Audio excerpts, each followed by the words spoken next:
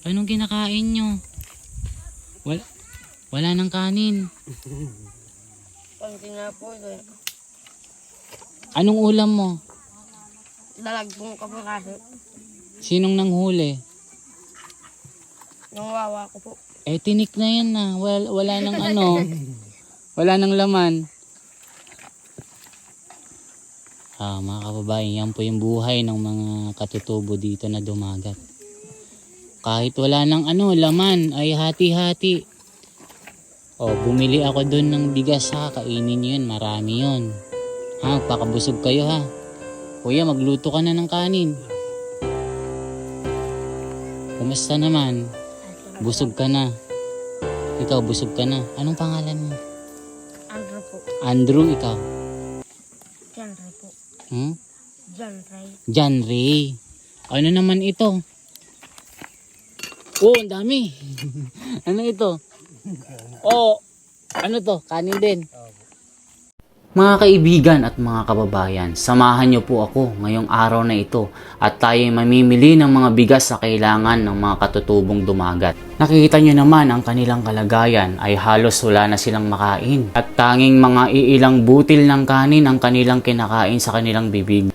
At ang kalderong maitim ang nagsisilbing saksi sa kanilang kahirapan.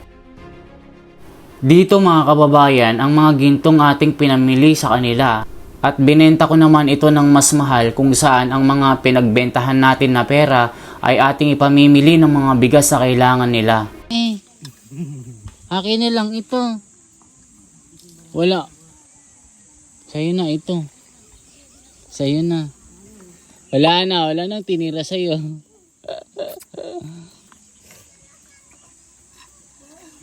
Mga kababayan, naranasan nyo ba yan? Ganyan po yung mga hirap dito nila. Yung iba, sobra-sobra po ang kayamanan. Ano kaya kung magbigay po kayo ng sobra-sobrang kayamanan nyo para sa kanila? Wala nang natira mga kababayan. So yan po ang ano dito, kalagayan nila sardinas. Iluto nyo na ito. Ayan si kuya. Nagsisisid ka din kuya ng ginto. Minsan po.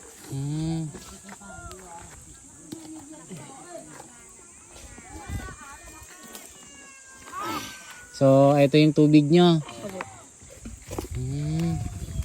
So, busog ka na. Okay na. Ayan. Ay, hindi pa. Isa pa. Lagyan mo pa yun. Kain pa kayo. Ayan. Ay, lalagyan ng tubig. Lalagyan ng tubig niya. Mga kababayan. Diba? Isipin nyo, walang ulam yan ha.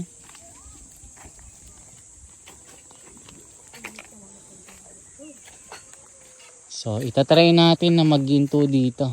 Susubukan po natin kung kakayanin natin yung challenge na ito. Sa tingin mo, kuya, kaya ko bang gawin yon?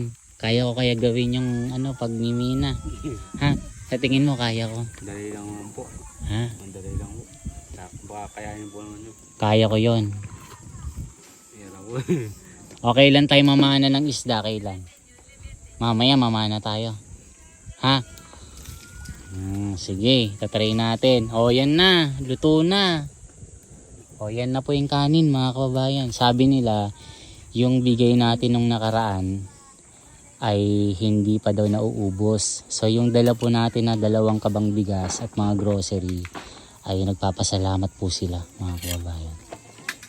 So, yan, ita-challenge po natin sarili natin at itry natin magkuha din ng ginto dito. Bigat to. Yan. Akit tayo ng bundok.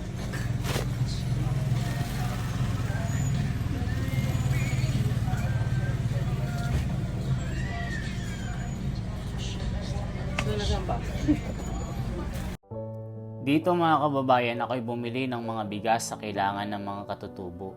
At gusto ko lang pong pasalamatan po si Ma'am Elsie Isip at Errol Isip na CEO ng Barrio Fiesta London, UK.